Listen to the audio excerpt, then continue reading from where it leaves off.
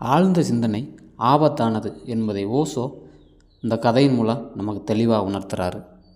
அதாவது பூரானுக்கு 100 கால்கள் இருக்கின்றன.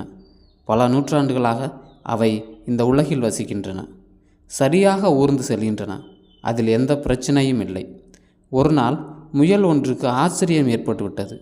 அது பூரானை பார்த்தது. அதன் கால்கள் எத்தனை என்று கணக்கிட்டு கண்டறிய முயன்றது. அடக்கடவுளை, 100 கால்கள்! எந்த கால்களை முதலில் வைப்பது, எந்த காலை அடுத்தபடியாக எடுத்து வைப்பது என்று எப்படி நினைவில் கொண்டு செயல்பட முடிகிறது என ஆழ்ந்து சிந்தித்து கொண்டிருந்தது. எனக்கு 100 கால்கள் இருந்தால் தடுமாறி போய் உடனே விழுந்து விடுவேன். என்னால் நடக்கவும் இயலாது. இந்த பூரான் ஒரு அற்புதம் நிகழ்த்துகிறது என்று எண்ணிக்கொண்டது. அது பூரானை பார்த்து, 1 நிமிடம் நில்லுங்கள். நீங்கள் தப்பாக நினைத்து கொள்ளக்கூடாது. நான் ஒரு கேள்வி கேட்க விரும்புகிறேன் என்றது. எனக்கு ஒன்றும் ஆச்சரியமில்லை. தாராளமாக கேளுங்கள் என்றது பூரான். என் கேள்வி எளிமையானது. உங்களுக்கு 100 கால்கள் இருக்கின்றன அல்லவா? 100 கால்களா? அதையெல்லாம் நான் எண்ணி பார்த்தது கிடையாது என்றது அந்த பூரான். எண்ணி பார்ப்பது எனக்கு சிரமமான காரியம்.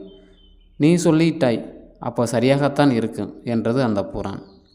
வரிசையாக 100 கால்கள் இருக்கின்றன. உங்களால் எப்படி நடக்க முடிகிறது?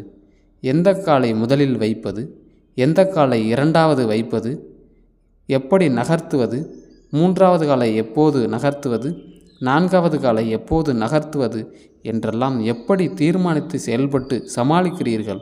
அதுதான் எனது வியப்பு என்று கூறியது முயல். பூரான் அதற்கு, அது குறித்து நான் இதுவரை யோசித்ததே இல்லை. நான் முயன்று பார்க்கிறேன். இப்போது இங்கேயே முயன்று பார்க்கிறேன் என்று சொல்லியது பூரான். அதன் பின்னர் அது தரையில் அப்படியே கிடந்தது. முயலை கூப்பிட்டு, முட்டாளே, அட முட்டாளே, வேறு ஒரு பூரானிடம் இது போன்ற கேள்வியை மறுபடியும் கேட்டு விடாதே. அது செத்து போய்விடும். அந்த வியப்பை தாங்கி கொண்டு எங்களால் வாழ முடியாது. இதுவரை சரியாக ஏங்கிக் கொண்டிருந்தேன். நான் எச்சரிக்கை உணர்வு பெற்றதும், எந்த காலை எப்போது வைப்பது என்று எண்ணி பார்க்க தொடங்கியதும், எனது 100 கால்களை நினைவில் கொள்ள ஆரம்பித்தவுடன் மனம் குழம்பி போய்விட்டது. ஆழ்ந்த சிந்தனை எனக்கு இப்போது மிகப்பெரிய ஆபத்தாக முடிந்துவிட்டது என்று தனது ஆழ்ந்த சிந்தனையால் ஏற்படும் ஆபத்தை அந்த புறானானது அந்த முயலுக்கு எடுத்து கூறியது. அதுபோன்றுதான் நம் வாழ்க்கையும். பிறர் கூறும் வார்த்தைக்கு நாம் செவிசாய்த்தால் நம் வாழ்க்கையும் செயலற்று போகும்.